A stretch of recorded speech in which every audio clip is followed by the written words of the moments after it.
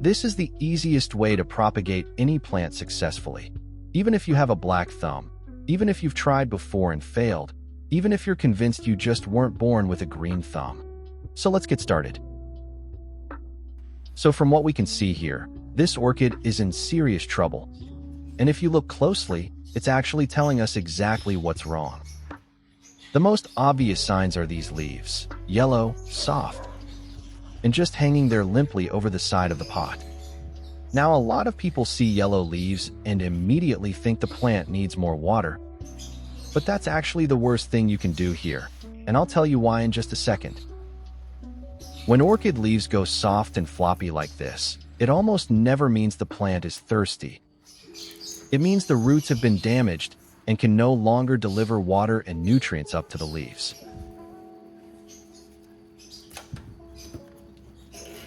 Now grab a pair of shears and start trimming. Any leaf that is yellow, soft, or brown at the edges, it goes. Any part of the stem that looks dark or mushy, it goes. Now here's the good news. Despite how bad this looks on the outside, the overall structure of the plant is still stable. And when I check the roots and the pine bark, most of it is actually still in decent condition, which means we don't need to do a full repot today. We're going to leave most of it intact, and that actually works in our favor. Because every time you repot a stressed plant, you're adding another layer of shock for it to deal with. So when we don't have to, we won't. And while we're doing all of this, I want to hear from you. Have you ever successfully propagated an orchid before? Or is this your first time attempting it? Drop it in the comments below. I read every single one. And the same goes for the potting medium and the moss. They're still functional. They haven't broken down. They're not compacted, and they're still allowing air and drainage to move through properly. So we're keeping it all in place. No need to strip everything back and start from scratch. And the same goes for the potting medium and the moss. They're still functional. They haven't broken down. They're not compacted, and they're still allowing air and drainage to move through properly. So we're keeping it all in place. No need to strip everything back and start from scratch.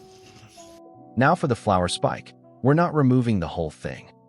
A lot of people make the mistake of cutting the entire spike off thinking it's dead weight. But look closely at the lower half. You can see the nodes along the stem, and these nodes are incredibly valuable. Each one of these has the potential to develop into a brand new plant, a keiki, which is basically a baby orchid growing straight off the mother plant.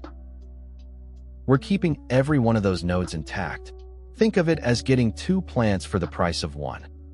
The mother plant recovers down below, while the spike works on giving you something brand new up top.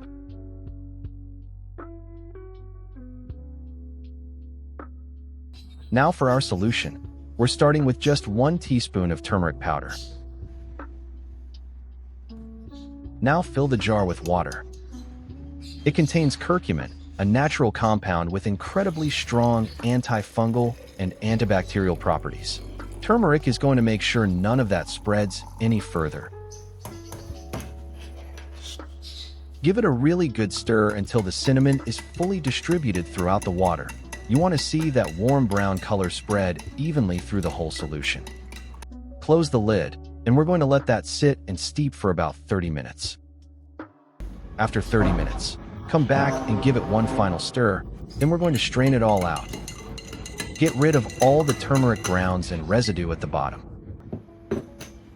A fine mesh strainer works perfectly for this, or even a coffee filter if that's all you have on hand. What you're left with is a clean, warm brown solution that's absolutely loaded with those natural antifungal and antibacterial compounds we talked about. So first things first, take a soft tissue or a cotton pad and soak it in the cinnamon solution. Then we're going to use this to gently wipe down every single leaf, top and bottom. Pay extra attention to any areas that look discolored, spotty, or where you can see signs of fungal damage. Really work the solution into those areas. And don't forget the underside of the leaves. This is where most fungal issues and pests like to hide. And it's also where the plant absorbs moisture most effectively. And by wiping each leaf with this turmeric solution, you're also doing something really important that most people overlook. The curcumin in the turmeric is absorbing directly into the leaf surface as you wipe, which means the plant isn't just getting cleaned from the outside. It's actually receiving an antifungal and antibacterial treatment from the inside out.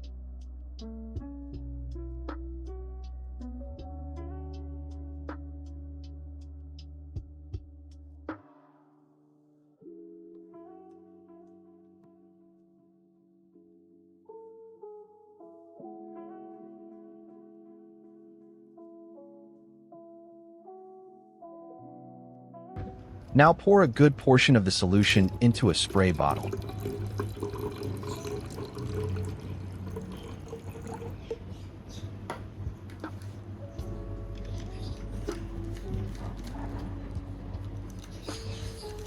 And from here, we're going to mist the entire plant thoroughly. Work your way from top to bottom. The leaves, the stem, the base, all of it. The underside is where the plant is most vulnerable and also where it absorbs moisture most effectively. You want a fine, even mist across everything, not soaking wet. Just a beautiful golden coat of turmeric solution covering every surface.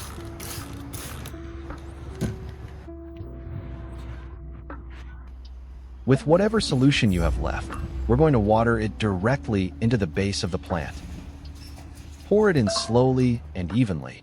You want it to work its way all the way down through the potting medium and reach every part of the root system sitting at the bottom. This is the most important application of the three, because this is where the real damage was. Those compromised roots down there need this turmeric solution the most. The antifungal compounds working their way through the medium, coating every root, neutralizing any remaining bacteria or fungal spores that are still lurking in there.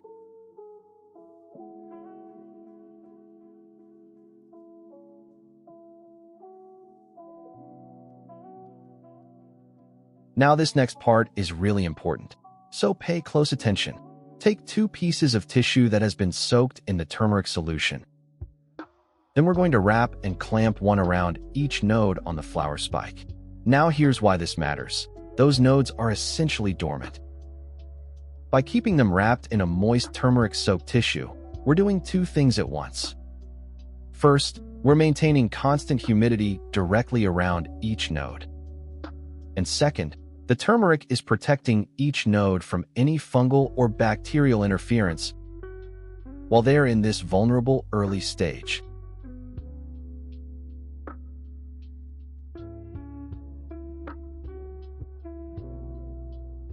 And now take a small pinch of cinnamon powder and dust it directly onto the trimmed tip of the spike. The cinnamon acts as a natural sealant. Its antifungal properties create a protective crust right over the cut, essentially closing it off from future harm. This last step is one of my favorite little tricks, and I promise it's simpler than it looks. We're going to place a small dish or tray with a little bit of water right next to the plant, positioning it right alongside the leaf like this. What this does is create a micro-humidity zone right around the leaf and the base of the plant. As the water in that dish slowly evaporates, it releases moisture into the air directly around the plant, essentially mimicking the humid tropical environment that orchids naturally thrive in. After just 1 month, the leaves are firm, upright, and a deep, healthy green. But the most exciting part, look at the flower spike. New growth is already shooting up from the nodes we treated, and you can already see new spikes emerging and reaching upward. Those nodes we wrapped in turmeric-soaked tissue, they woke up. The roots are pushing through the lava rock. The plant is standing strong on its own, and there is new life shooting out in every direction. This is what happens when you stop guessing and start giving the plant exactly what it needs. And we did all of this with turmeric, cinnamon, a few tissues, and a dish of water.